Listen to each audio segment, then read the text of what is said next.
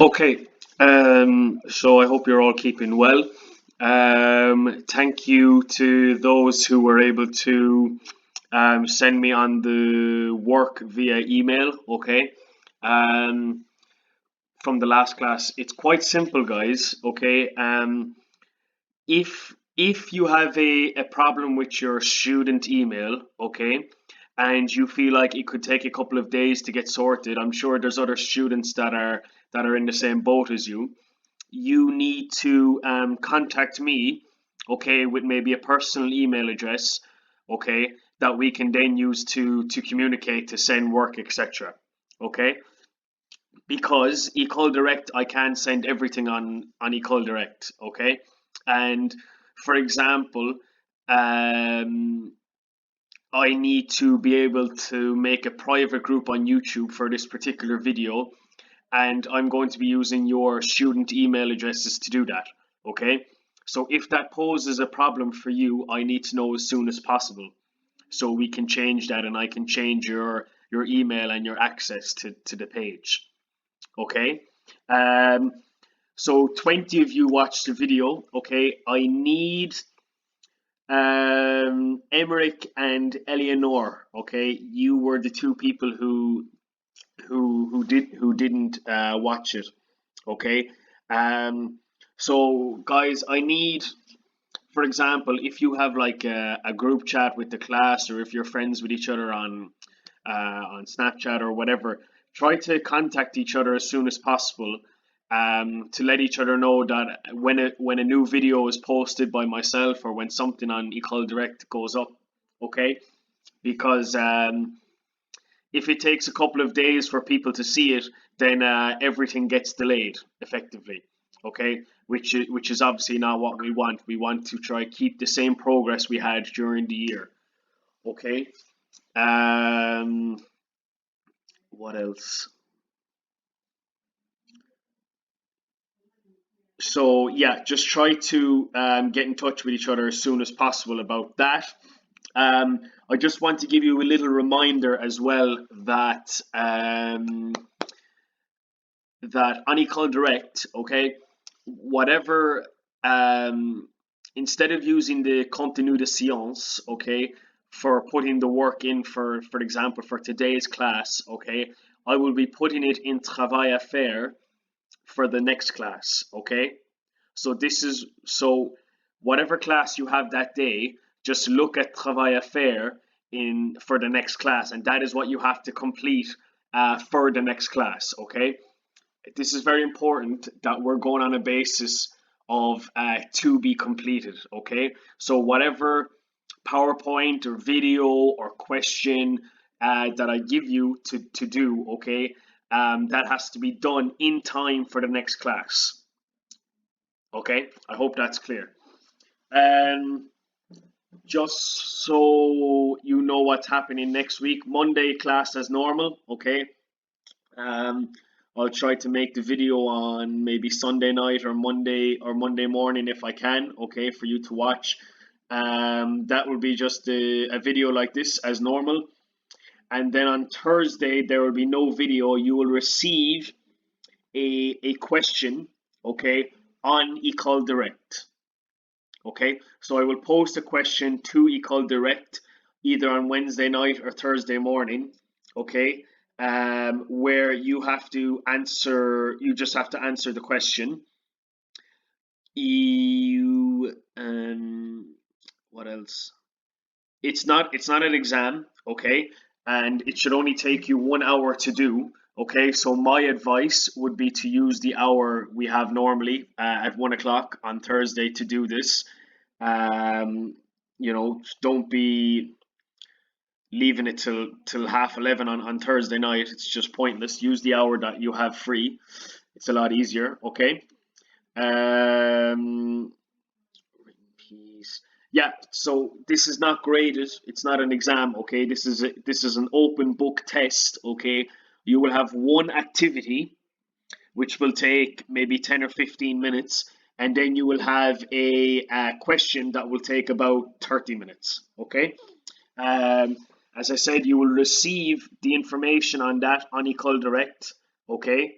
and then simply you just send the completed work to my email address. Okay.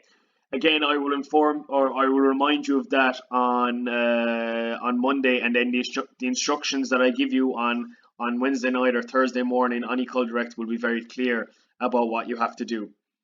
Okay, great. We had just finished on the Americans who had, as it says here, were after gaining an advantage by pushing the British troops back from Lexington. Okay, so as we remember, they were able to intervene. Okay, on the British, how do I say, quest to steal the American arms. Okay, from Concord. So now there was a slight retaliation from the British, who put the city of Boston under siege. Okay. Um, so the Americans continued to drive on. They then were defeated by the British in the Battle of Bunker Hill. Okay. Um, just quite simply, in an essay, when you're talking about the Battle of Bunker Hill, all you have to do is say it was a defeat for the Americans. Okay. And that is when George Washington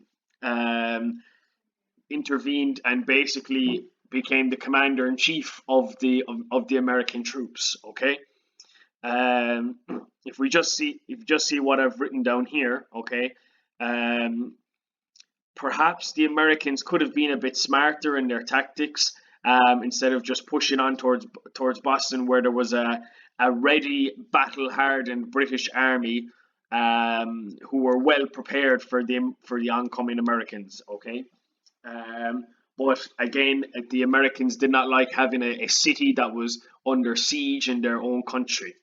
Um, yes, so, and then this picture is just a reminder of the British Commander in Chief, General Howe, who was in charge of the city of Boston at the time.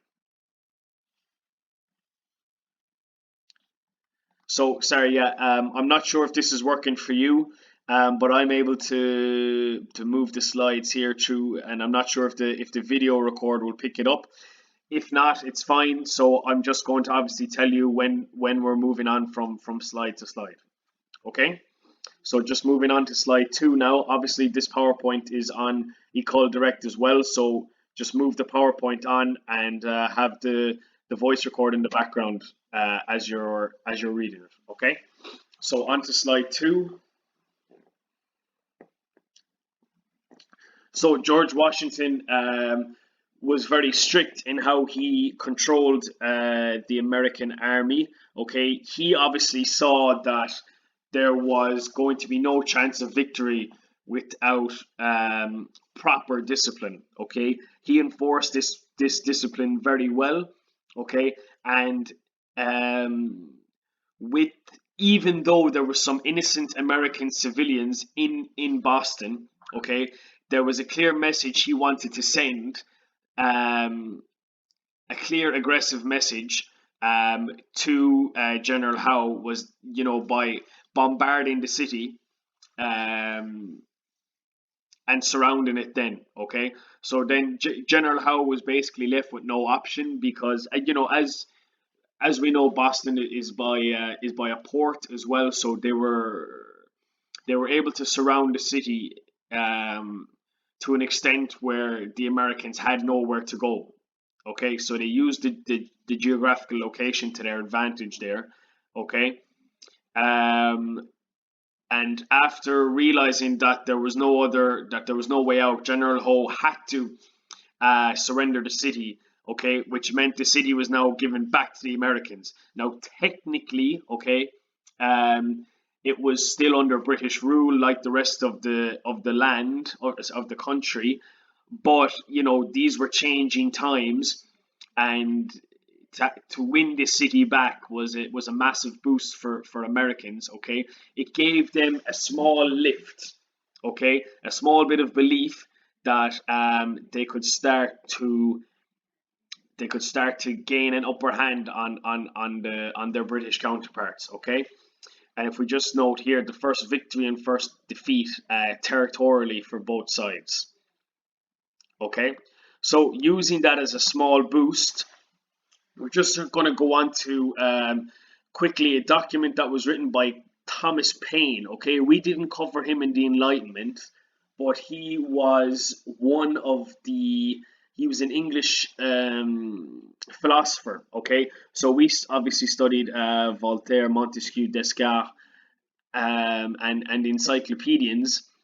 So Thomas Paine, okay, he wrote a book called Common Sense, which again, if we go back to what we were talking about in the Enlightenment, appealed to logic, okay, straightforward logic, and how we should basically not, we should apply common sense to things that do not seem so straightforward, okay. Um, and in this case, he urged Americans to declare their independence, okay, and become a republic because that is what made sense, okay. Um, Otherwise, for how long would this go on for living under British rule, and why, as an identity, why would you consider yourself American and want to be American, but um, answer to the King of England, okay? So with all these kind of points, he was able to grab the attention of the patriots, okay,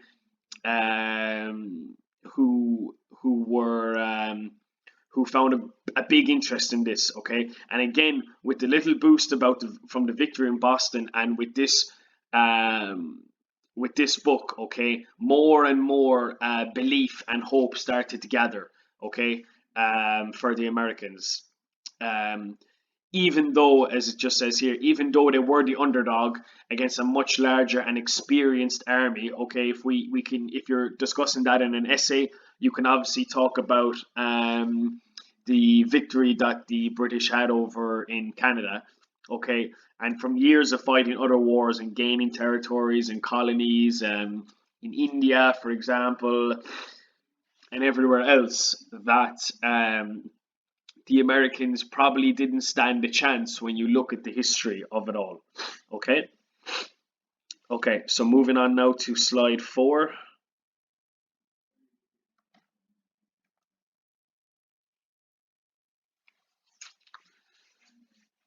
Okay, so you can just see even there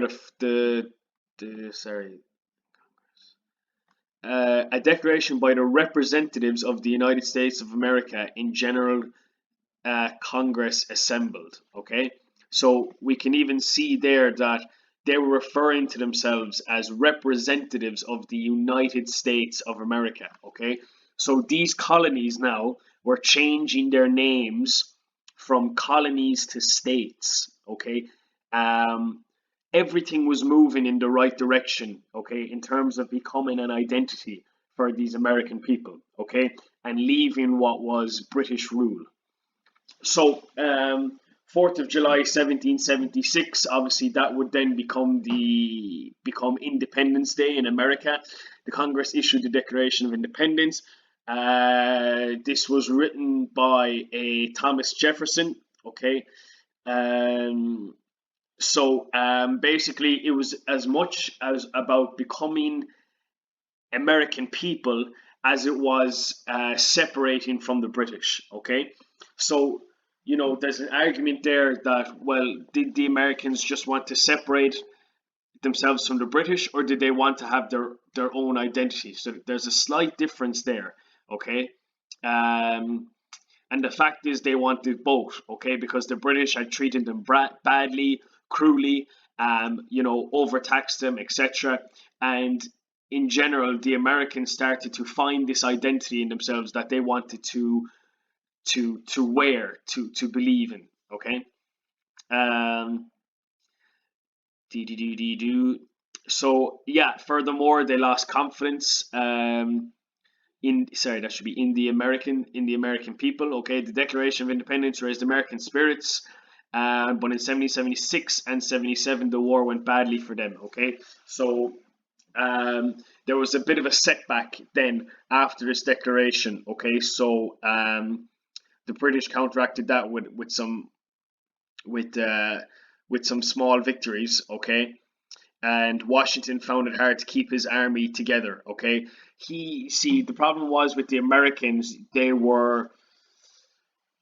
some of these patriots would have just been farmers. Okay, um, they were just finding random people who were proud to be American and wanted to be American, but again, they did not have any experience, um, to use, which was massive because the British had been through many wars and had automatically had a massive upper hand. Okay, furthermore, the Americans that would join the army, for example, would maybe just join for 6 months and then want to go back and help and look after their family. Okay, and then another band of different people would come in and fight. Okay, so you were talking about kind of like a system of rotation amongst American people.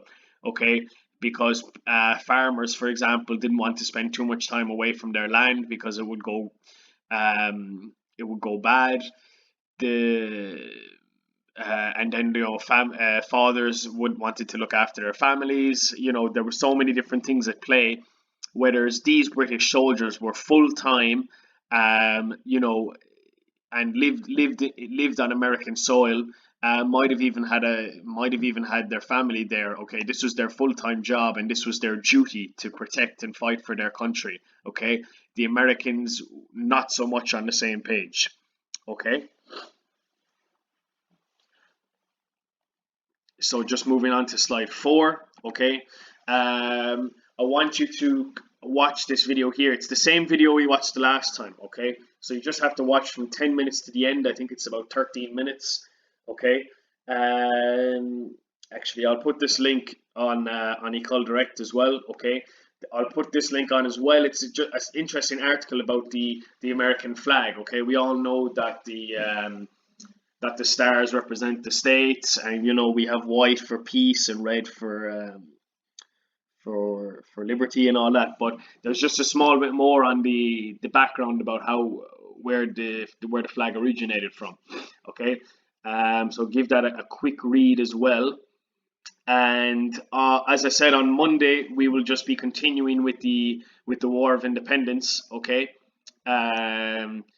On And basically just finishing up on a couple more slides on how it all ended. Okay, and as I said, on Thursday you will have 2 tasks. One will be a short 15-minute one, and the second one will be about maybe 35 minutes.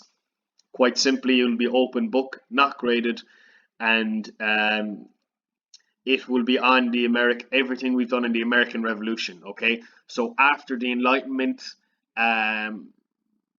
from the first slide we did about the colonies arriving in America, right up to what we do on Monday. Okay, so Monday's class will be included in what the question will be on, or the 2 questions will be on Thursday. Okay, as I said, if you have any questions, please email me as soon as possible. Don't wait till the last minute. Okay, and it's very important, guys, that you spread the word in the best way possible, especially to Emmerich and Eleanor, who I'm not sure have watched the video because I did not see them comment under the last one. Okay, so they have 2 videos now to watch before the next class. Okay, my advice, okay, if you don't already have one, I assume you're all on some sort of social media app, Snapchat or Facebook or something, to make a group chat. And when somebody is when somebody sees that a new video or something has been posted on Ecole Direct or on YouTube, that they notify everyone in the chat. And because obviously we check our phones way more than we check our student emails, for example. Okay, so just in terms of feasibility and faster, quicker access, okay, to make it easier for everyone, if that would be possible to organize amongst yourselves, that would be great and very, very beneficial for you. Okay, we'll leave it there for today. Thank you, and have a good week.